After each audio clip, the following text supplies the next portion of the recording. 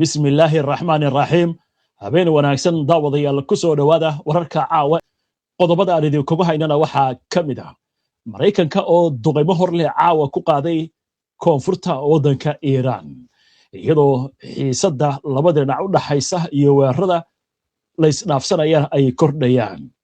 wasaaradda amuraha dibadda ee waddanka Iiraan ayaa si kulul uga hadashay duqeymaha Mareykanku uu ku hayo dalkooda mid ka mid ah wadaadada ugu saameynta badan dalka Iiraan ayaa war uu soo saaray waxa uu ku baaqay in gabi ahaanba la joojiyo wadaxaajoodka lagula jiro Mareykanka madaxweynaha Mareykanka Donald Trump ayaa ku andacooday in madaxweynaha Syria Ahmed al-Sharaa uu meel saari karo Hezbollah si ka duwan sida Israa'iil ay uga howlgalayso koonfurta waddankaasi Lebanon sidoo kale Trump waxa uu sheegay in madaxweynaha Ruushka Vladimir Putin uu diyaar u yahay inuu saxiixo heshiis lagu soo afjarayo dagaalka waddanka Ukraine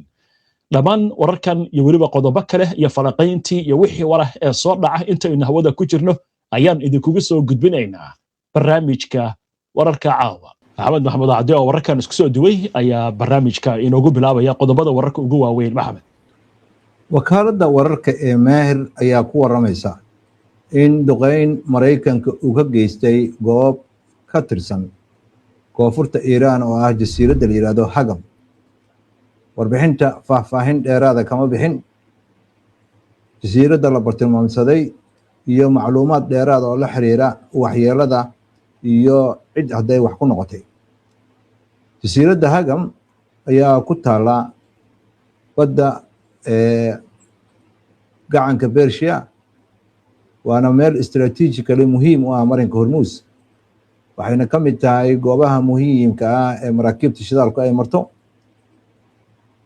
duqeyntan la sheegay ee Mareykanka ayaa imaanaysa iyadoo xiisadda u dhaxaysa Mareykanka iyo Iiraan ay weli socoto cirkan isku sii shareerayso gobolka dhanna saameyn ku yeelatay wasaaradda arrimaha dibadda ee waddanka Iiraan ayaa cambaareysay weerarkii dhowaan uu Mareykanku ku qaaday koonfurta waddanka Iiraan waxaana lagu sheegay inuu yahay gardarro cad qaanuunkana khilaafsan waxaana digniin lagu bixiyey haddii ciidamada qalabka sida ay ka jawaabaan in ay noqonayso mid lagula xisaabtamayo ciddii weerarka geysatay bayaankan oo wasaaradda arrimaha dibadda ay soo saartay ayaa lagu sheegay dowladda Mareykanka inay mar horeba ku xadgudubtay heshiiskiisa afgaradka ahaa ee Mareykanka iyo Iiraan dhex maray waxaana Iiraan ay ku nuuxnuuxsatay in aynan xurmeyn doonin heshiiskaas haddii dhinaca kale uu ku guuldareystay inuu xurmeeyo heshiiskiisa afgaradka ah ee Mareykanka iyo Iiraan ay saxiixdeen ayaa labadaba xakameynaya haddii dhinac uu xadgudub sameeyo annagu kama baaqsan doono in aan dhinaceena wixii la ka rabay aan meel marino lakama filayo wasaaradda ayaa sidoo kale sheegtay in ciidamada Iiraan ay jawaab xoog leh ka bixin doonaan weerar kasta oo dalkooda lagu soo qaado xaqna ay u leeyihiin in ay tallaabo kasta oo muhiima qaadaan nin culimo ah oo ka tirsan mas-uuliyiinta sare ee waddanka Iiraan ayaa ka dalbay xukuumadda inaanan dib loogu noqon heshiiskii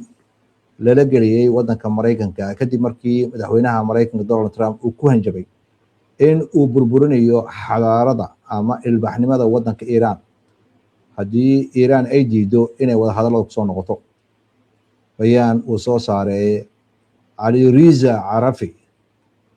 ayaa lagu sheegay in saraakiisha Iiraan ay waajib tahay in aynan ka tegin mabaadi'da islaamiga ee waddanka Iiraan iyo xuquuqdooda aasaasiga maxaa yeelay cadaadiska dhaqaale ee cabsi laga qabo dagaal iyo suuragalnimada ah in weerar kaabayaasha lagu qaado ma aha wax dagaalka lagu joojinayo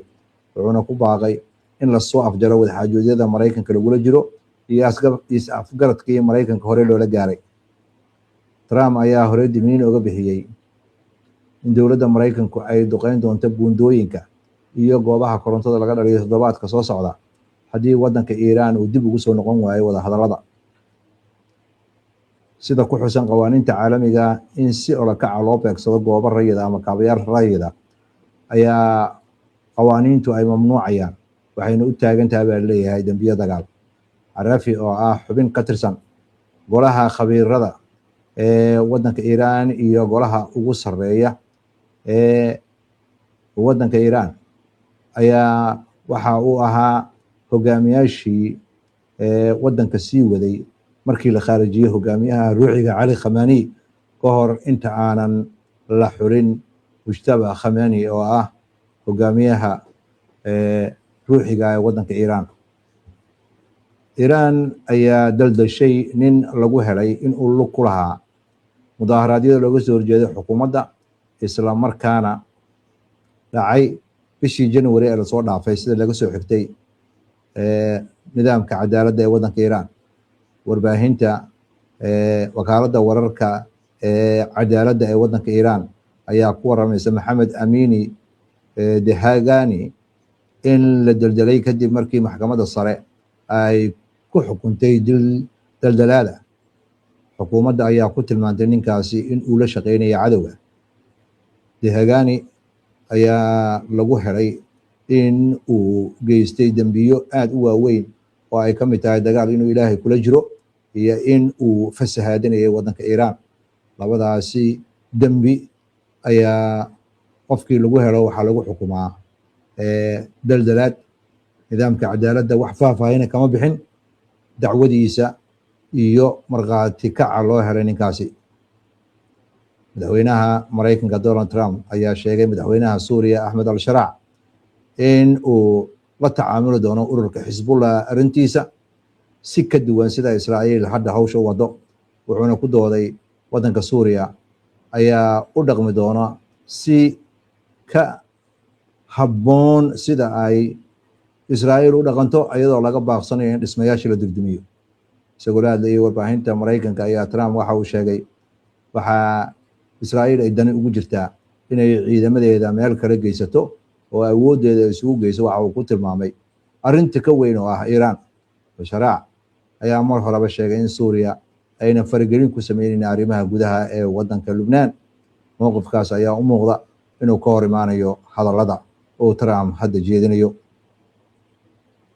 Ma jirto wax warar oo ka soo baxay dhanka Suuriya madaxtooyadeeda oo la xiriirtay madaxweynaha Mareykanka warkiisaan cusub oo soo saaray. Wararka caalamkan waxaa ka mid ah madaxweynaha Mareykanka ayaa sheegay in waddanka Ruushka uu diyaar u yahay inuu saxiixo heshiis dhowaan looga gol leeyahay in si nabada lagu xaliyo colaadda Ukraine. Mar uu la hadlayay warbaahinta Mareykanka ayaa Trump waxa uu sheegay inuu aaminsan yahay madaxweynaha Ruushka Vladimir Putin inuu diyaar u yahay in heshiis la gaaro. Arrinta waxa uu ku sheegay in madaxweyne Putin uu mar horeba diyaar u ahaa heshiis in la gaaro, waxa ayna qaadanaysaa labada dhinac. Waa siduu hadalku u dhigay madaxweynaha Mareykanka in ay diyaar u yihiin inay heshiis gaaraan. Wax warara oo xaqiijina oo ka soo baxay dhanka xukuumadda Ruushka ma jirto oo la xiriirta hadalladan ka soo baxay madaxweynaha Mareykanka. Sidoo kale wax rasmi ah oo dowladda Ruushka dhankeeda ka soo baxay ma jirto inay diyaar u tahay in kale heshiiska la sheegay. waa tahay Maxamed, waa mahadsan tahay. daawadayaashuna way mahadsan yihiin. waxaan u gudbaynaa daawadayaal falaqaynta wararka iyo wixii warah ee degdeg ah ee soo kordha. ha yeeshee aynu ku hakanno qadar xayeysiina. soo dhowaada mar kale daawadayaal. weli waxaad la socotaan barnaamijkii wararka caawa. waa hagaag intaan u gudbin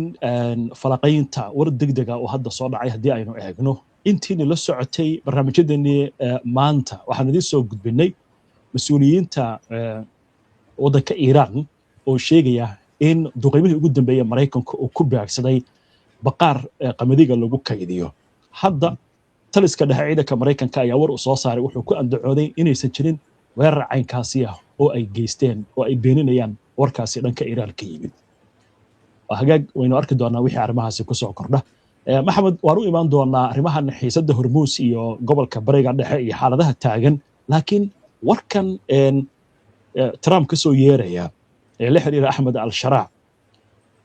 inkastoo Ahmed al-Sharaa uu xiray dhammaanba wadiiqooyinkii ama wadooyinkii sahayda Iiraan u marin jirtay Xisbullah, laakiin haddana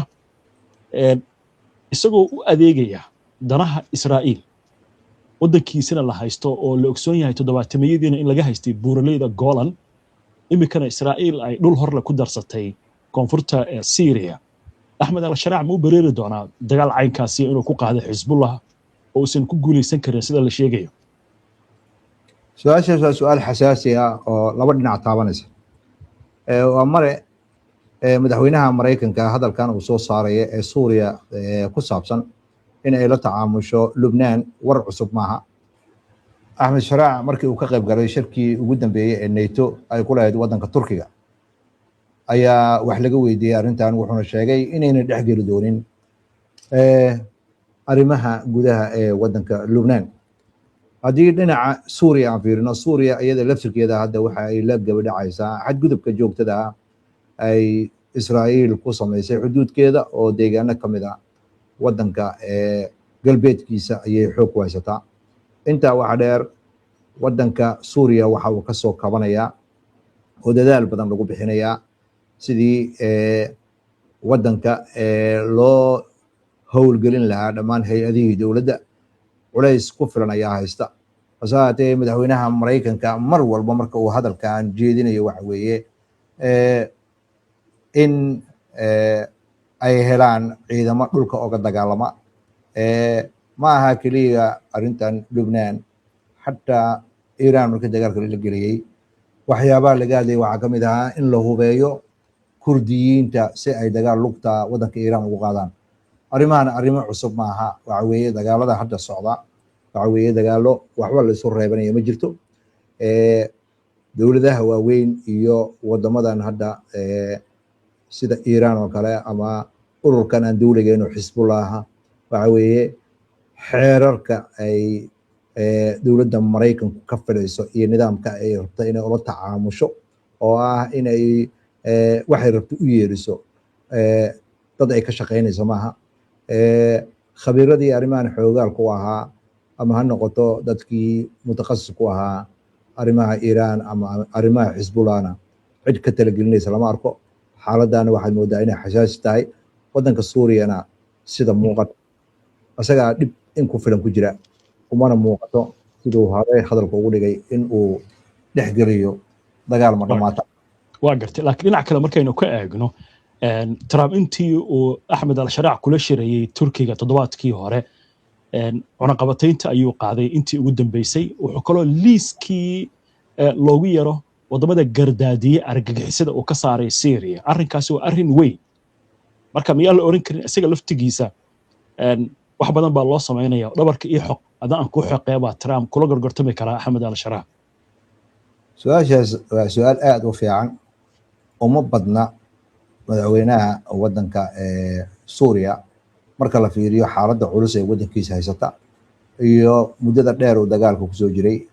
iyo dadka sunnada ah dhibaatada weyn ee haysatay kontonka sano ku dhowaadka madaxweynihii hore iyo aabihii ay waddan ka talinayeen umana muuqato in ay u dhaga fudud yihiin arrimo aan dadtooda ahayn waxaana u daynaynaa waktiga laakiin sida hadalka loo dhigayo waddanka suuriya waxaasa sheegaysa o dhan waa dhaceen waa laga fududeeyey laakiin uma badna in ayagoo hadda dagaal ka soo kabanaya in dagaal ay og yihiin ururka lala dagaalamayo inuuna cidna ka baqayn kana gabanayn xaqiisana ku dagaalamaya in ay qoorta la gelayaan uma badna tan kale israa'iil ayaa la rabaa in xaaladda ay ku jirta laga badbaadiyo koonfurta lubnaan waxa ka socda waxaa ka jira waxa la yidhaahdo wararka oo dhan ayaa la qarinaya news blackout laakiin xisbullah dhibaato xoog leh ayay ciidanka israa'iil ku haysaa waxayna caqabad ku noqotay israa'iil sidai u bixi lahayd in maraykanka ay garab uga baahan tahay maraykankana howlaha uu wado waxaa ka mid a middan hadda aan ka hadlayno ah suuriya in dabka la iska xijiyo trump sidoo kale wuxuu isla waraysigan fox news ay la yeelatay uu ku sheegay in putin uu diyaar u yahay inuu saxiixo heshiis dabcan ruushkana dhowr jeer waynu ka hadalnay mowqifkiisa putin uu ka qabo dagaalka ukraine in hadalkan uu sheegay trump maxaa kaloo lagu macnayn karaa dowladda waddanka ruushka arrimahan xasaasigaa kama hadasho mana ka falceliso wararka madaxweynaha maraykanka uu soo saarayo madaxweynaha Mareykanka marka wararkiisa gadaal loo raaco waxyaabo badan oo iska hor imaanaya jira dowladda Ruushka tilaabo kasta ay qaadayso iyo wax walba ay qaadayso waxa ay leedahay hay'ado awood ku filan leh oo caalamka la hadla tan kale madaxweynaha Mareykanka hadaladan uu jeedinayo dhanka Ruushka anaga kama hayno ilaa iyo inta Ruushka ay ka hadlayaana waxa weeye arrintaas ayaan ku deynaa waa tahay waynu arki doonaa wixii arrimahaasi ku soo kordha xagga aynu eegno markaa arrimahan gobolka bariga dhexe ka taagan arrinta cajiibka waxa weeye Jordan oo aynu ognahay sida Israa'iil iyo Mareykanka ugu dhowdahay ayaa wasiirkeedii hore ee arrimaha dibadda hadal cajiib uu sheegay bal hadalkaas inoo faahfaahay Maxamed Iran waxay u aragtaa weerarada Mareykanka xadgudubka hawadeeda iyo gobolka bariga dhexe xadgudubka lagu sameynayo ayaa waxay aaminsan tahay inay xaq u leedahay in ay tallaabo qaado ka dhanaan wadamadaasi sida lafagurayaasha ay hadalka u dhigayaan hase ahaatee arrintaa waxaa ka soo horjeeda oo diidan khaladna u arka Marwan Mosher oo hore u ahaan jiray wasiirka arrimaha dibadda wadanka Jordan ama Urdun marna ra'iisul wasaare ku-xigeen noqday wuxuuna sheegayaa inay aad u dhib badnaan doonto mustaqbalka marka dagaalkani dhammaado in Iran iyo wadamada dariska la gacanka in ay wada hadal yeeshaan kadib markii duqeyn joogto ah ay Iran u geysatay wadamadaasi waxaan aaminsanahay buu yiri si weyn u aaminsanahay ugu dambeyntii inay noqon doonto arrintan in xal diblomaasiyadeed lagu dhameynayo laakiin tallaabada militariga weligeed ma shaqeyn buu yiri dagaalkana waxa weeye dagaal aanan muhiim ahayn lagumana gaarin buu yiri hadafyadii la sheegay dagaalka loo qaaday Mosher ayaa hoosta ka xariiqay in weerarka Israa'iil iyo Mareykanka ay ku qaadeen Iran natiijada ka dhalatay in ay tahay in dhaqaalaha caalamka ay dharbaaxyo weyn ku dhacday khasaaro weynna uu ka imaanayo Iran weerarada ee wadamada dariska ku qaadayso Iran waxay u baahan tahay inay fahamto waa sidoo hadalku u dhigayo mas'uulkaasi hore in ay qayb ka tahay gobolka macnaheeduna ay yahay inay joojiso faragelinta ay ku hayso wadamada gacanka arrimahooda gudaha Iran waxa ay sameynaysaa buu leeyahay arrin aad iyo aad ugu dhib badnaan doonto wadamada gacanka inay mustaqbalka wax xal diblomaasiyadeed la gaaraan wadanka Iran oo colaadda la xiriirta waa gartay dhinaca kale haddaynu ka eegno waxaynu arkaynaa hadalkan ka soo yeeray wadaadkan weyn oo ka mid ah wadaadada aadka Iran saameynta ugu leh wasaaradda arrimaha dibaddana waynu maqlaynaa Iran sidoo kale waxay ku dhawaaqday in dhibic shidaal ah aysan hadda kadib ka gudbi doonin marinka Hormuz bacdama shidaalkeedii la xiray arrintu ma u muuqataa in diblomaasiyaddii ay saqiirtay oo waxa hadda socda ay yihiin in qarka loo saaran yahay dagaal ballaaran Mareykanka wadahadaladii iyo heshiiskiisa afgaradkii la gaaray Iran waxay u tirinaysaa inuu asaga ku xadgudbay dagaalkana bilaabay tanaasul iyo inuu miiska wadahadalada keeno iyo naftiisa inuu difaacayo iyo maraakiibta caalamiga ayuu Mareykanku andacoonayaa laakiin Iran waxay leedahay waxa uu Mareykanku sameynayo xadgudub weeye mana u dulqaadanayno dacway u gudbisay golaha ammaanka ee qaramada midoobay sidaas oo ay tahay tallaabooyinka wadanka gudihiisa ka socda oo dhan waxay tilmaamayaan in mowqifka Iran uu sii adkaanayo dowladda Mareykanka iyo Iranna is-aaminaad markii horeba kama dhexayn haddana waxaad moodaa in wadahadaladii ay qar weyn ka dhacayso Mareykanka haddii uu damco inuu wadahadal la yeesho iyadoo la ogsoonaa Iran inay si buuxda u sheegayso inay Mareykanka aaminsaneen haddana madaxweynahan Mareykanka iyo waxyaabaha uu sameynayo Iran waa ku sii fogaanaysaa tan kale oo dagaalka la xiriira Mareykanka wax walba uu sameeyo sida khabiirada hadalku dhigayaan Iran ma qasbi karo arrintan ugu dambeyntii wada hadal ayuu ku dhamaanaysaa wada hadalkana waxaa la qiyaasayaa cidda la geli doonto inuu Trump noqon doonin iyo dowladda hadda jirta waa gartay arrinta Israa'iil ayaa arrintan qayb ka ah laakiin shaki badan baa ku jira Israa'iil dagaalkan waxaa kaloo leeyahay Trump laftigiisa dagaal ballaaran ma doonaya ilaa iyo bisha November inta doorashada la gaari doono. warkaas waxa ka soo baxay iyo waxa la warbaahinta ay ka qortay iyo Iran laftigeeda haddii arrintaas ay dareento ma sugaysaa markaa? su-aashaas waa su-aal xasaasi ah, iyadana jawaabaheedu waa badan yihiin, laakiin labaan ka xuseynaa. doorashada soo socota ee dhexe ee waddanka Maraykanka, haddii xaaladda hadda Maraykanka uu ku jiro uu dagaal kula sii jiro waddanka Iiraan aanan xal loo helin, waxay u badan tahay xisbiga jamhuuriga in uu lumiyo gacan ku haynta Koongareeska, aqalka wakiilada iyo aqalka seneedka, aqalka odayaasha. haddii taasi dhacdana madaxweynaha Maraykanka xanibaad badan ayaa uga imaaneysa labada aqal ee ugu saameynta badan ee waddanka Maraykanka. tan kale ayadana aan ka dheerayn waxa weeye Maraykanka dagaalkan sida ay Israa'iil hadalka u dhigayso, colaadan Maraykanka iyo Iiraan ka dhaxaysa hadda waxay gashay xaalad dagaal la isku riiqanaya oo muddo dheer soconaya. sida muuqata wargeyska The Monitor yiraahdo ayaa laga soo xiganaya arrintan. Iiraaniyiinta ayaa waxa ay duqeynayaan maraakiibta maraysa marinka Hormuz. Maraykankan waxa uu bartilmaameedyo ku yaala koonfurta Iiraan, wuxuuna ka baaqsanayaa dagaalka labadoodaba in waxyeelo la gaarsiiyey kaabayaasha waaweyn sida ilahaasi hadalka u dhigayaan. haddii Iiraan ay ku jawaabto gantaallo ay ku duqeynayso Bahrain, Kuwait, Sultanka Imaaraadka Carabta iyo Jordan iyo Cumaan, waxa weeye dhanka kale Maraykanka militarigiisa ayaa ku adkeysanaya in marinka Hormuz uu furan yahay. Iiraanna waxay ku adkeysanaysaa inay gacanta ku hayso uunan furnayn. dagaalkaas marka wuxuu noqonayaa mid jiitama. Israa'iil dhankeeda marka ayaa u tixgelinaysa Donald Trump inuu heshiis la galo waddanka Iiraan inayna dan ugu jirin, ayna door bidi lahaayeen dagaalkan in Maraykanku uu sii wado ilaa iyo inta Iiraan la fulinayo qodobadii ay hore u sheegeen oo lagu guuldareystay. waxaana muuqata marka la fiiriyo dowladda Maraykanka meeqaamka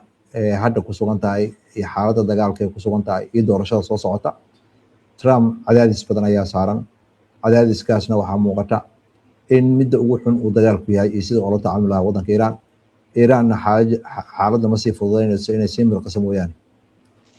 waa tahay maxamed, aad baad u mahadsan tahay. daawadayaashuna ay mahadsan yihiin. inta ayaan kusoo gabagabeynaynaa barnaamijkii wararka caawa. waana ku mahadsantihiin daawadayaal daawashada barnaamijka. si aad ula socoto wararka iyo barnaamijyada iyo macluumaadka aynu soo gudbino, haddii aad ku cusub tahay baraheena bulshada ama horey aadan ugu xirnayn, hadda kusoo beer. waa inoo barnaamij ka xiga insha Allah. inta ka horeysa nabadgelyo.